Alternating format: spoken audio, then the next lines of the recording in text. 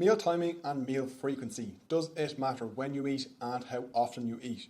Well, the topics we're going to cover today are meal frequency for general pop, meal frequency for muscle gain and fat loss if that's your priority, meal timing for better training performance, and meal timing for improved sleep quality. Meal frequency for the general population does not have to be too complex at all. There's a couple of key important considerations if you want to be in good health and have good energy and stop yourself from overeating at different times of the day, and they are as follows. 3 to 4 protein feedings per day. This will be optimal in terms of recovery if you are training, but it will also help you to feel full and satiated throughout the day and stop you overfeeding at your next meal. Eating more or less frequently does not cause fat gain or weight loss. There's these two opposing ideas. Some people think when you eat less, it speeds up your metabolism. You can look at something like intermittent fasting, whereas really it's actually just shortening the feeding window so you don't overconsume calories. Some people think that eating 8, 10, 12 meals a day will speed up metabolism as well, but it's entirely false. You can eat 2 times per day or 7 times per day, and that is not going to be the determining factor on if you gain or lose weight. What is your daily calorie consumption. If you eat 8 or 10 meals a day, it's much easier to overeat those meals. And if you also eat only maybe twice per day, it's very easy for you to be very hungry going into that meal and eating way more than you normally would. So having your normal 3 to 4, maybe 5 meals in total including snacks, is what works best for most people. If you do not enjoy eating breakfast, if you're not a breakfast eater, don't worry about it. Mr. Kellogg's himself came out with the phrase, breakfast is the most important meal of the day. So there's obviously a little bit of bias there. There is no necessity for you to eat breakfast if you do not want it. If you're just trying to improve your physique, gain a little bit of muscle mass and lose some body fat, don't worry about eating breakfast. It's not going to be a make or breaker. I am trying to gain muscle mass and I have been for quite a long time. I still don't prioritize this. I function much better in the morning if I don't eat for a couple of hours, and that takes first place for me over slightly improving my ability to put on some lean muscle mass. If you are the same and you function much better in the morning without food, that is totally okay. What you need to be cautious of is how much do you eat at your next meal. I'm sure you've done this in the past. I know I have gone to the shop when I'm starving and I just fill my grocery cart up with things that I wouldn't even imagine, and I start eating them on the way home. If you get too hungry coming up to lunch, it's very, very easy to overeat. Therefore, very, very easy to blow the budget when it comes to your daily calorie targets, overeat and then gain body fat. So the takeaways here are usually 3 to 4 high protein feedings per day. It doesn't really matter at what stage of the day. If you want to skip breakfast, that's cool. I would not advise you eating last thing at night, which is something I'm going to touch on now. Otherwise, feel free to have evenly distributed meals at whatever stages of the day you so fancy. Meal frequency for maximal muscle gain. If you are trying to put on as much lean tissue as possible, or hold on to as much lean tissue as possible while dieting, it's a good idea for you to be having 4 to 5 protein feedings per day to ensure you have adequate levels of amino acids in your system to aid in recovery and to hold on to muscle tissue and to make sure you're in an anabolic environment. If your goal is to put on maximal amounts of muscle mass or to mitigate any muscle loss, it is a good idea to have a high protein meal within 2 hours of waking. And that is because when you wake up, you're in quite a catabolic state of breakdown.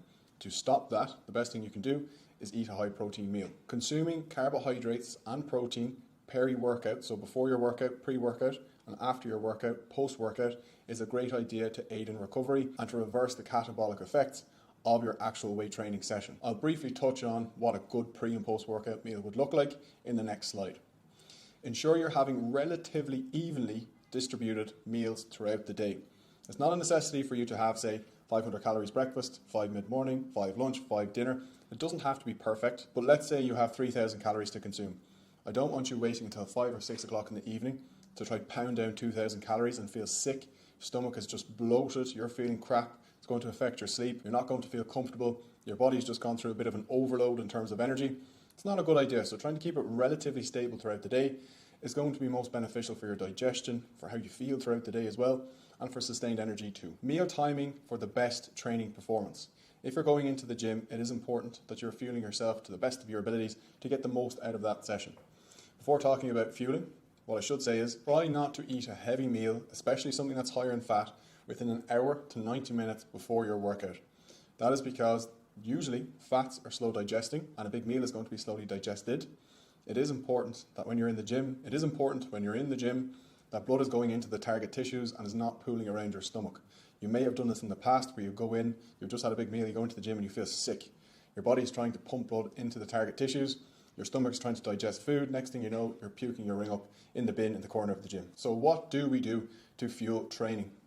Well, we're looking for moderate levels of carbohydrates, moderate levels of protein, and generally speaking, lower fats. Because as I said, fats are a little bit slower digesting and will slow that whole process down. Here's a great example of what a pre and a post workout meal could look like. 60 to 90 minutes before your training session, having a small bowl of cereal, Cheerios, Rice Krispies, Cocoa Pops, whatever it may be, with some light milk and a protein shake.